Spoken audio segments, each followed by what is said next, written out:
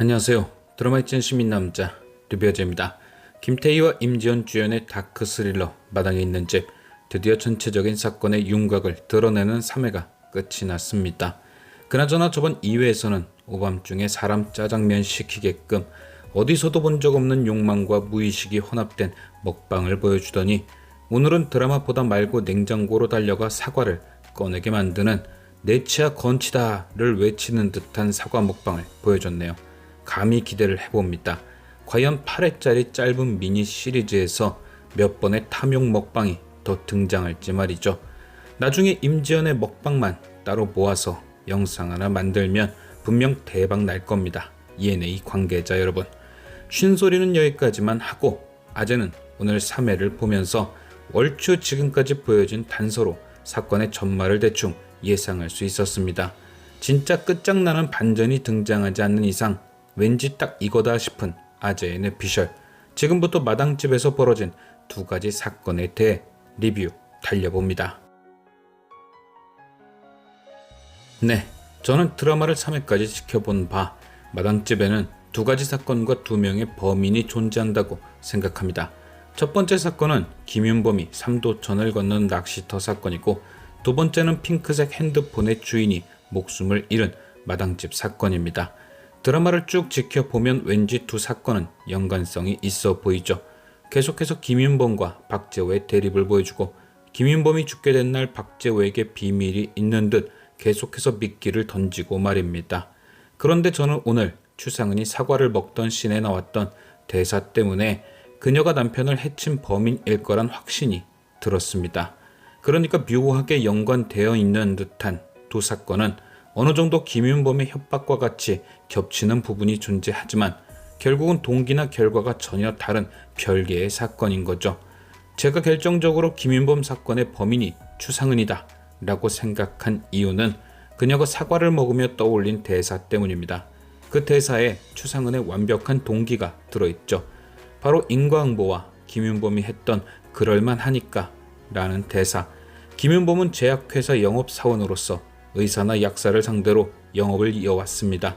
그런데 그는 접대 자리나 고객과의 만남을 진행하며 상대방의 물건들을 몰래 훔쳐왔습니다.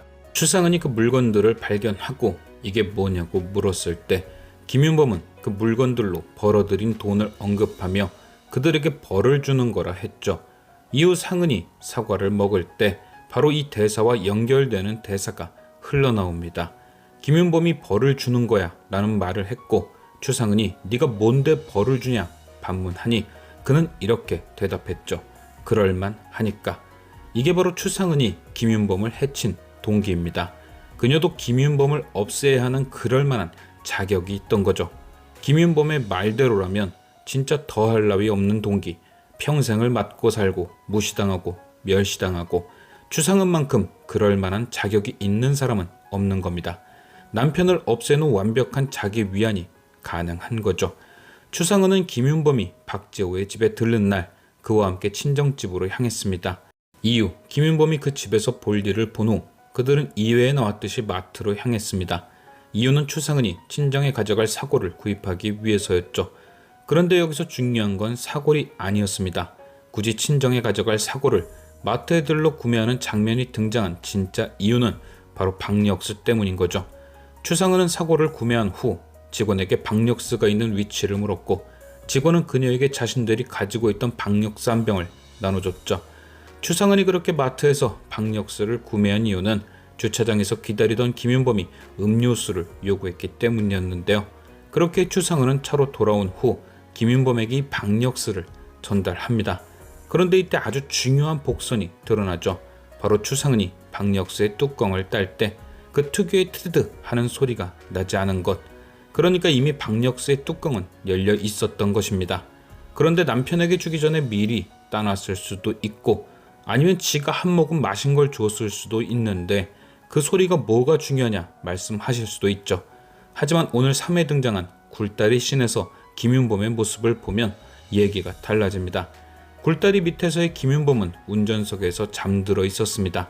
아내를 친정에 내려줬고 밤낚시를 가야 했던 사람이 굴다리 밑에서, 그것도 차 안에서 잠이 든 거죠.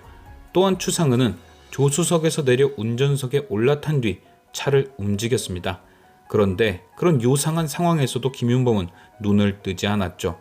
즉 여러 가지 상황으로 종합해 볼 때 그는 피곤해서 자는 것이 아니라 추상은에 의해 잠들었다는 게 합리적 의심일 겁니다. 추상은이 윤범에게 박력스를 전할 때 그 안에 이미 수면제를 넣어놨던 거죠.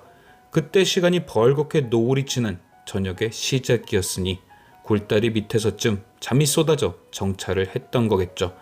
그리고 그가 잠이 든 후 상은이 운전을 해 낚시터까지 이동한 것이고요.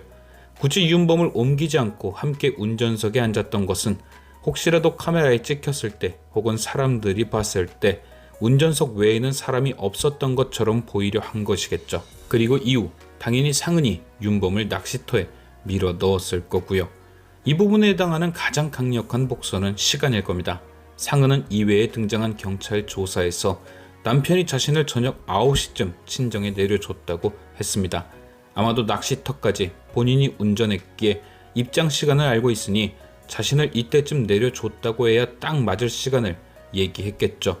그런데 상은이 친정에 도착한 모습이 보였던 일회를 잘 보면 그녀가 도착한 시간은 새벽 1시가 다 되었을 무렵입니다. 즉 9시부터 1시 사이에 김윤범을 해친 거죠. 자신을 9시쯤 내려줬다고 했으니 10시쯤 낚시터에 도착했을 거고 잠든 김윤범을 낚시터에 밀어 넣은 후 아마도 친정집까지 걸어왔을 겁니다. 굴다리를 지날 땐 내리지 않던 비를 쫄딱 맞은 것을 보면 이후 돌아오던 길에 비를 다 맞았던 거겠죠. 자신은 9시에 집에 도착한 사람이니 대중교통을 이용해서도 안 되고 걸어서 돌아오는 방법밖엔 없었을 겁니다. 의외로 복선이 많이 깔려 있어 저는 추상은이 범인이라 믿고 있습니다. 그렇다면 당연히 마당집 사건의 개요는 저번 리뷰에서 설명한 그대로가 되겠죠. 마당에 묻혔던 건 핑크 핸드폰의 주인이다. 이렇게 두 가지 사건과 두 명의 범인이 존재한다는 게 제 예상입니다. 그리고 내일부터가 아마도 빅재미일 듯한 이유는 추상은과 문주란이 협동해서 박재호를 제낄 기미가 보이기 때문이겠죠. 추상은은 처음 단순히 박재호를 핸드폰으로 협박해 몇 푼 뜯어낼 생각이었을 겁니다. 그런데 뜬금없이 갑자기 보험금 5억이 떨어집니다. 이건 박재호에게 몇 푼 뜯어내는 것과 차원이 다르죠. 그래서 이때 추상은은 계획이 변경되었을 겁니다. 핸드폰으로 돈을 뜯지 말고 핸드폰 때문에 박재호와 김윤범이 싸운 걸로 꾸며서 박재호를 범인으로 만들어야겠다. 그렇게 타살로 만든 다음 5억을 꿀꺽 해야겠다. 그런데 그런 생각을 하고 있던 상은 앞에 주란이 나타난 겁니다. 상은의 입장에선 완전 천군만마죠. 분명 자신이 한 말 때문에 남편이 의심스러워 찾아온 걸 테니 얼마나 완벽한 조화입니까?